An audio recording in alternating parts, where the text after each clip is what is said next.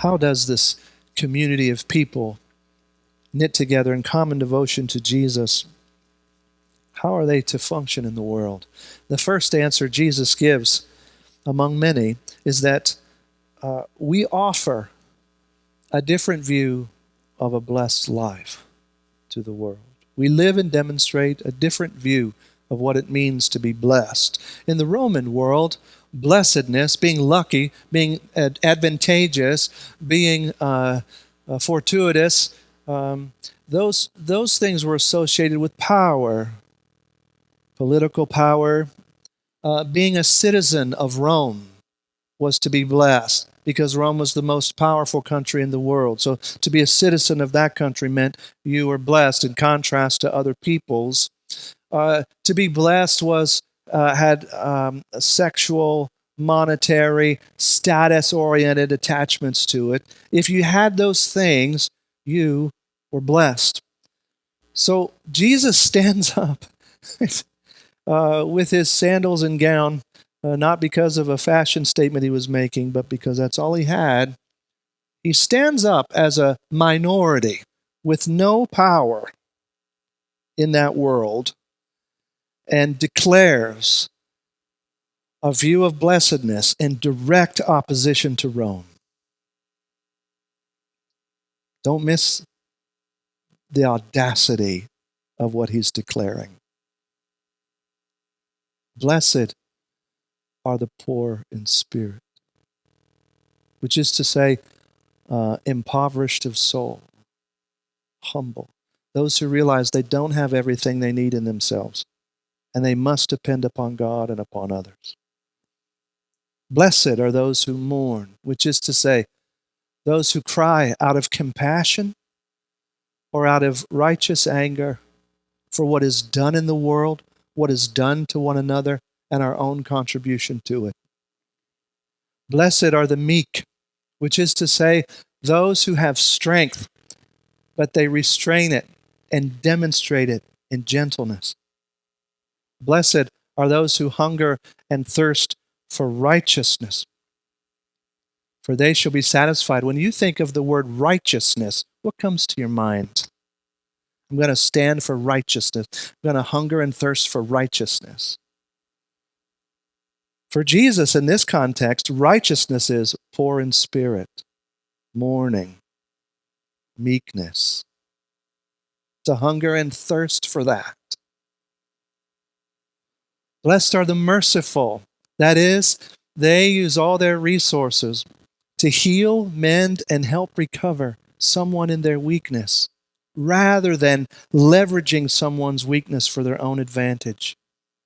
Blessed are the pure in heart. That is, no mind games, no relational games, no constant strategizing to brand with you.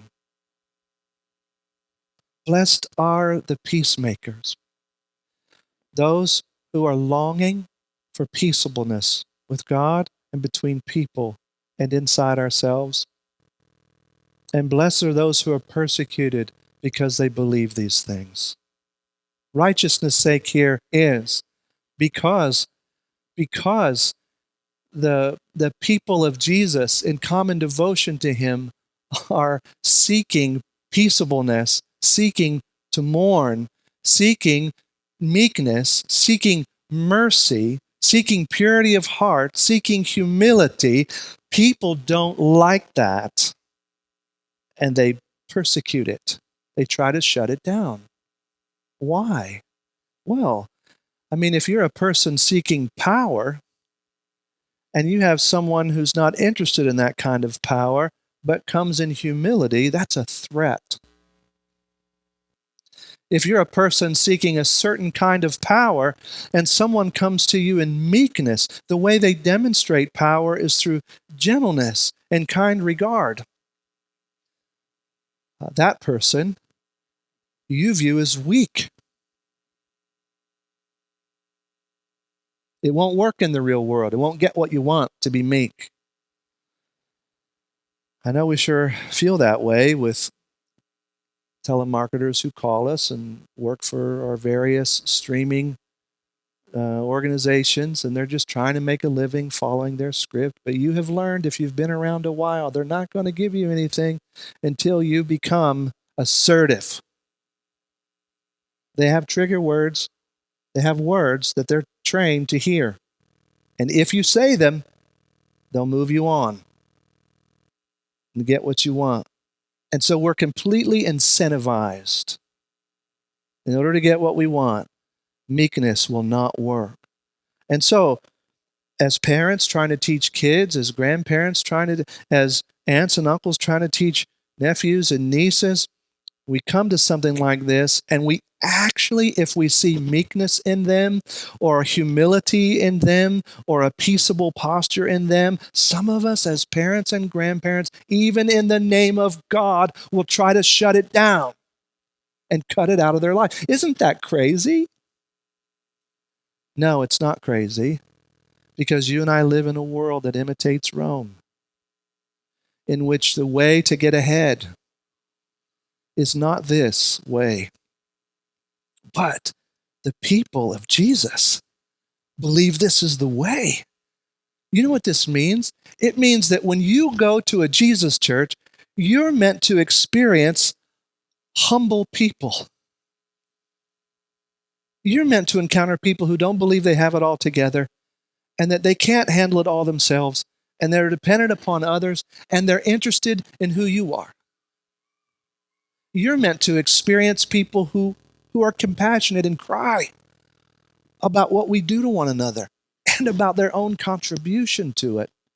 You're meant to experience people who demonstrate strength gently toward you. What? Isn't this what you long for? Isn't this what you wish church was? It's what Jesus has in mind. A blessed life. But not just that, a salty life. Now, this word has also been co-opted in a way Jesus didn't mean it. Salt of the earth. When you hear that phrase, that's a wonderful phrase. We use it usually to mean hardworking blue-collar folk, just ordinary, salt of the earth people. And that's really, such people are the family that I come from and are beautiful. But Jesus did not have that in mind when he said, salt of the earth. Salt is a preservative, which is to say the earth is decaying. What is the salt that's supposed to preserve the decaying earth? Poor in spirit, mourning, meekness, hungering and thirsting for righteousness, merciful, pure in heart, peacemaking, and persevering with joy, even when people try to knock it out of you. That is a preservative for the earth. Why? Because the earth doesn't orbit around this way of being. To be salt of the earth is to be a Jesus person. A Jesus person in community with others, devoted to him and seeking an alternative view of blessing, and bringing that view into contact with the world as it is. But not just a saltiness, light. You are the salt of the earth, but you are the light of the world. A city on a hill cannot be hidden, nor do people light a lamp and put it under a basket, but on a stand, and it gives light to all in the house. In the same way, let your light shine before others so that they may see your good works and give glory to your Father who's in heaven. What is the light that we are supposed to let shine before others?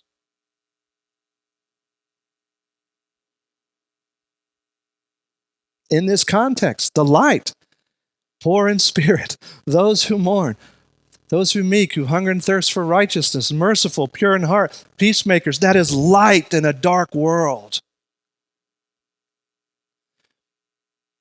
I remember coaching YMCA basketball. My wife, Jessica, and I were coaching YMCA basketball for our third child. And it was one of those games, like fourth grade, fifth grade, I don't know. And the other team was cheating, and they were.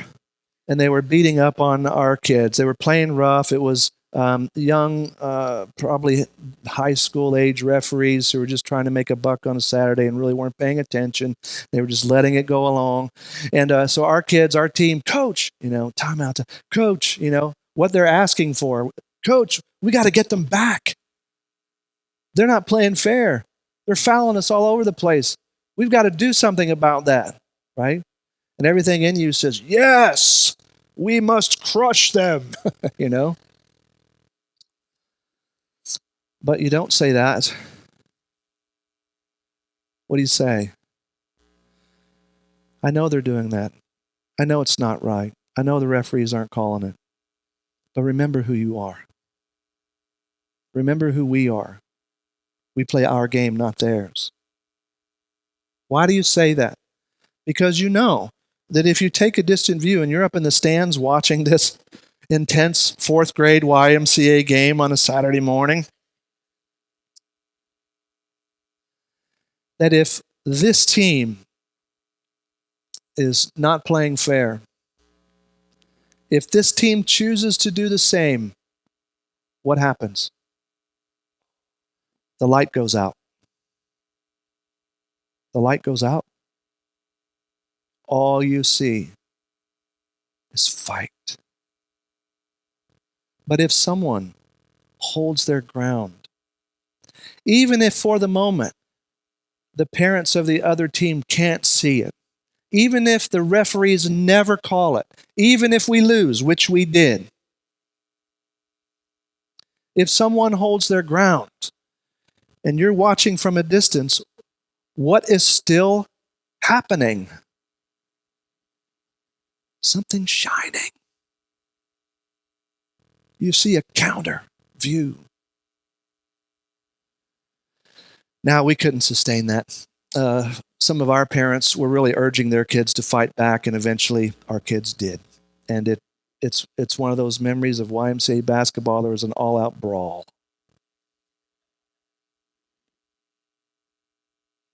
But I feel that way today. Not with YMCA, but with my adult life and yours. Not kids, adults. In God's name, we got to get them back. Brawling, fighting, and the lights go out. But Jesus has a different way. We're meant to be light, which is to say, a city on a hill that cannot be hidden. Now that word has been co-opted too. We've mentioned that here before in our church, just to remind you that American politicians of many stripes, all stripes, use this phrase and they apply it to our country. America is a city on a hill, a shining light that can't be hidden. I'm not commenting on politics. I'm not commenting on the motives of those politicians. What I am pointing out is factual. That is not what Jesus meant. When Jesus says, you are the light of the world, who is the you? His original audience are Jewish people, but they would have trouble realizing he meant more than Jewish people. The you is his church, those who will follow him, those who will be what they were created to be in him. They will be like a city on a hill that cannot be hidden, shining in a dark world. How is it they will shine? They have no political power. They have no political rights. On what grounds will they shine? They have no money. They have no organizational clout. On what grounds will they shine? They have no social media account, no branding strategy. What will they do? In that Roman world, they will, by the grace of God, begin to demonstrate poverty of spirit. They will mourn. They will demonstrate strength gently. They will hunger and thirst for this. They will use their resources to mend even enemies rather than to leverage someone in their weakness for their own power. And they will do it out of not playing a game in any way for the sake of peace. And when people hate it, they're going to keep doing it anyway. Why? Because as a Jesus church, we believe that a blessed life from God is one in which we as a community are poor in spirit rather than proud and arrogant of heart. We believe that to mourn and cry over what people do to one another, including our own participation in the wreckage, is what we will do rather than deflect, deny, or blame shift.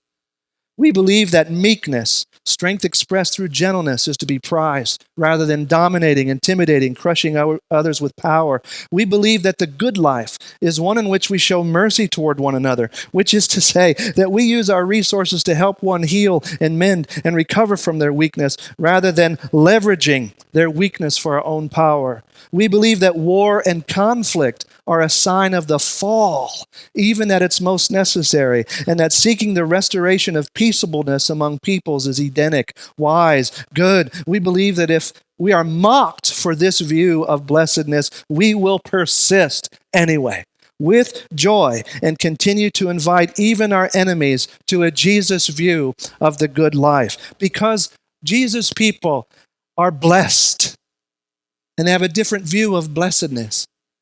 And they express that blessedness as salt and as light in the world. Why? Why do they do this? Why is this the hope from Jesus? The last verse there, verse 16. That they may see your good works, which is all the things we just described, and give glory to your Father who is in heaven. Some of you do follow Jesus, and it is on your heart to glorify God. What do you think that means? What would you do in your life to bring glory to Him? One of the things to notice is that there are no talents listed here. No talents, no gifts, no positions listed here, no ages, no race or ethnicity, no economic assumptions. And it is because the blessed life according to Jesus, and this is the good news, is available for anyone, anywhere. Unlike the good life that other cultures define as limited to certain classes, certain ethnicities, certain ages, certain etc. Jesus' way is different. This brings glory to God. That's an interesting thing. First of all, what does it mean to glorify God? Let's put it this way, in a simple way. Let's imagine that someone came to you and they said, "Have you seen Ted Lasso?" And you say, "Well, no." And then they start to gush about Ted Lasso. And then they say, "And if you like that, you ought to try a show called Trying."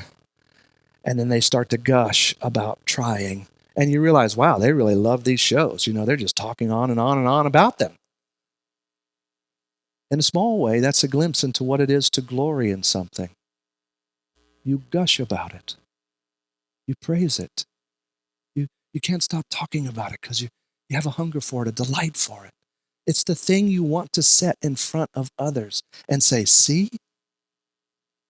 Now for Jesus, the thing He gushes over, the thing He wants to set in front of others and say, "See," isn't a thing at all, but a person, God.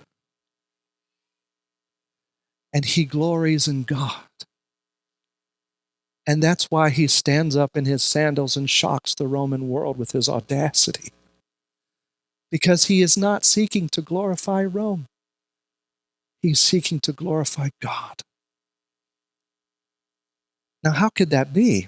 Why would God be glorified by these things unless these things describe what God gushes about or enjoys, or what God reveals? Are we saying that God is poor in spirit? That He mourns? That He demonstrates His strength gently? That He hungers and thirsts for righteousness? That He's merciful? That God is pure in heart? That God is a peacemaker who will restore all things to what they were meant to be and bring peace again? and that God has been persecuted for this righteousness, because this is what he praises and hallows. He has been slandered, even sometimes by those who use his name. That would be amazing if this was the character of God. And to glorify him was to find this blessedness. But it would also be a bit of a surprise, because it would mean something like this: to experience God's poverty of spirit in that way, his humility, means that you get the blessing of God hearing you, of him humbling himself, of his regarding you. And yet, if you want to desire arrogant boasting, he won't go along with you. It means that if God mourns out of compassion for the sin and wreckage of what people do to one another and what we've done and what we do to him, and if he compassionately mourns and brings righteous tears of anger to that just longing, it means we feel advocated for, we feel heard, we feel known. But it also means that if we resist mourning with compassion, if we pursue unrighteous anger or sorrows, he will not go along with us. You want God, and you realize he demonstrates his infinite strength meekly. A baby born in a stable as the sign, unwrapping a towel and washing feet, stretching out on a cross of injustice. He demonstrates his strength meekly. And you and I get to experience someone we respect and regard, even fear, who withholds overpowering us with his power so that we could be held in his presence. And yet, if we want to dominate and crush and show strength without gentleness because we think it's weak, this God whom Jesus preaches will not go along with us. And there we are. Does Jesus' vision of church inspire you, invigorate you, rouse your longings, create an adventure ahead of you? Or does it make you afraid? Does it make you sort of frown? I don't know if I want that. And there you have it. Those who don't want church as Jesus says it, because what he invites us to, we don't have a taste for. But those of us who he has purchased, we feel thankful, right? Isn't it true? Every time I have not mourned and I have resisted compassion and chosen unrighteous anger, Jesus paid for that on the cross so that I could receive the grace of what it means to mourn. Every time I've been arrogant, boasting, anything but humble, Jesus died to save me from that, to give me his humility. Every time you've thought meekness weak, Jesus died to forgive you for that, to purchase you, to free you from that, to turn upside down your definitions of strength and weakness, and to give you his meekness. Every time peace has been set in front of you, but you just wanted to fight, he died to save you from that, to rescue from that, to give you his peace. And this is why those of us drenched in grace think Jesus' view of church is amazing. Amazing. Good news. Because in it, we find everything we were made for. In it, The glory goes to him. And in it we find peace, grace, blessedness. Something worth persisting for. I'm glad to be in that with you. Let's pray together. Lord, here we are asking for mercy, for mourning, for meekness, for peace, for purity, for humility. Thanking you for your work on the cross that delivers us from other visions and grants us this one. We praise you in Jesus, your precious name. Amen.